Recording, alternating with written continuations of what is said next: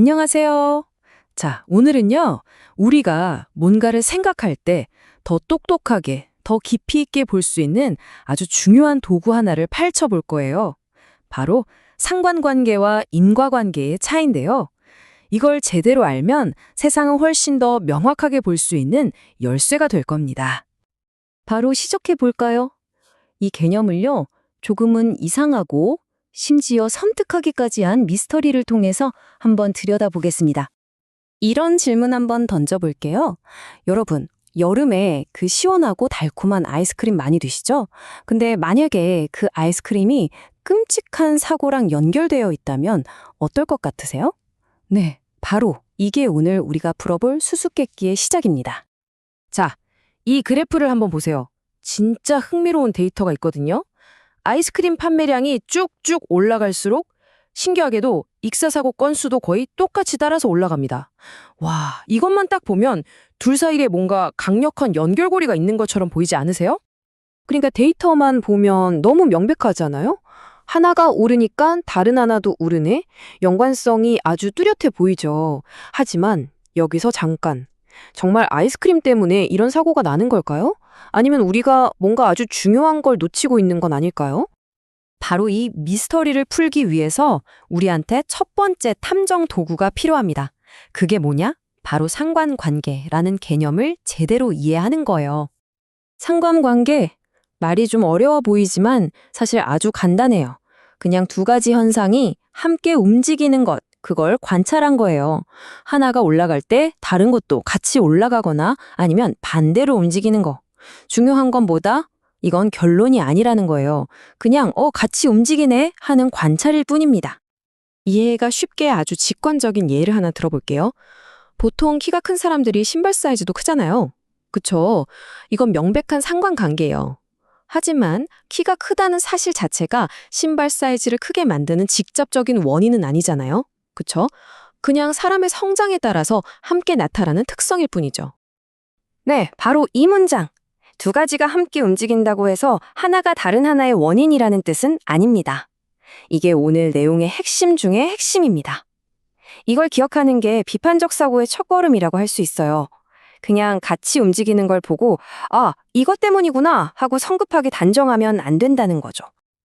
자, 그럼 이제 두 번째 도구를 꺼내볼 시간입니다.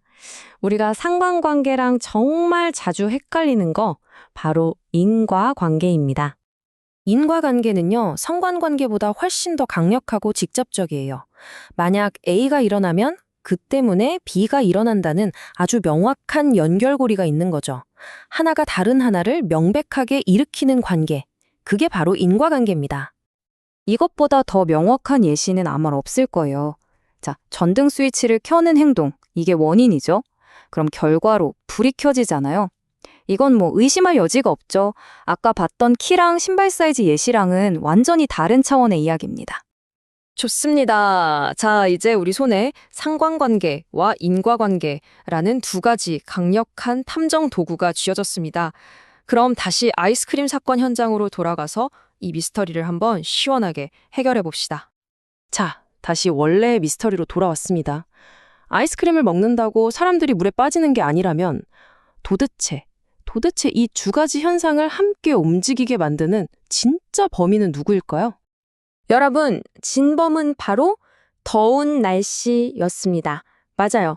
우리가 놓치고 있던 이 숨겨진 단서, 이걸 좀 어려운 말로는 잠복 변수라고도 하는데요. 바로 날씨가 진짜 원인이었던 거죠. 자, 그럼 진짜 원인의 흐름을 한번 따라가 볼까요? 아주 간단해요. 첫째, 날씨가 더워지니까 당연히 시원한 아이스크림을 더 많이 사 먹게 되죠.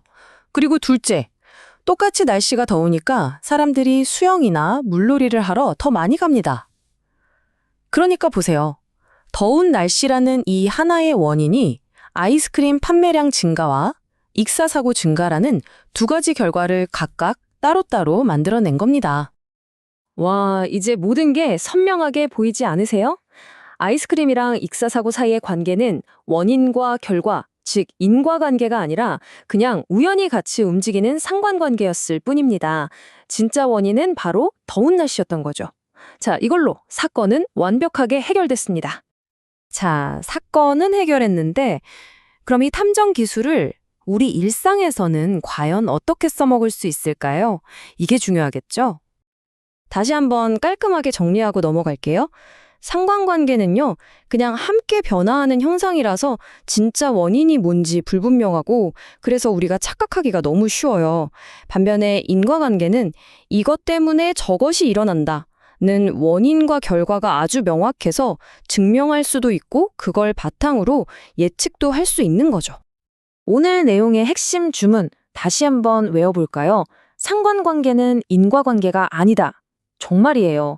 이 문장 하나만 머릿속에 딱 넣어두셔도 앞으로 수많은 오해와 잘못된 판단을 피할 수 있을 겁니다. 그래서 앞으로 어떤 주장을 들었을 때 써먹을 수 있는 아주 실용적인 4단계 탐정 체크리스트를 드릴게요. 첫째, 그 주장의 논리적인 설명이 가능한가? 둘째, 원인이 결과보다 먼저 일어난 게 맞는가? 이거 당연한 말 같지만 의외로 중요합니다. 셋째, 오늘 우리가 찾았던 더운 날씨처럼 혹시 숨어있는 다른 진짜 원인이 있는 건 아닐까? 그리고 마지막으로 이걸 객관적인 데이터로 증명할 수 있는가? 이 4가지 질문을 항상 스스로에게 던져보세요. 그래서 이걸 어디에 써먹어야 하냐? 특히 뉴스 헤드라인이나 광고 문구를 볼 때 정말 조심해야 합니다. 상관관계를 마치 인과관계인 것처럼 교묘하게 포장해서 우리를 현혹하는 경우가 진짜 많거든요. 예를 들면 이 영양제를 먹었더니 우리 아이 성적이 올랐어요 같은 광고나 특정 정책 때문에 범죄율이 급증했다 같은 자극적인 기사들 말이에요. 항상 혹시 숨겨진 다른 이유가 있는 건 아닐까? 이렇게 한 번 더 의심하고 눈에 보이는 데이터가 전부라고 믿지 않는 습관, 이게 정말 중요합니다. 자, 오늘 배운 내용을 총정리하는 마지막 질문을 하나 던져보겠습니다. 여러분이 어떤 2가지 현상 사이에서 아주 흥미로운 상관관계를 발견했다고 칩시다. 그때 성급하게 아하 하고 결론 내리기 전에 여러분의 머릿속에서 가장 먼저 떠올라야 할 질문은 과연 무엇일까요? 앞으로도 계속해서 이 탐정의 눈으로 세상을 바라보시길 바랍니다.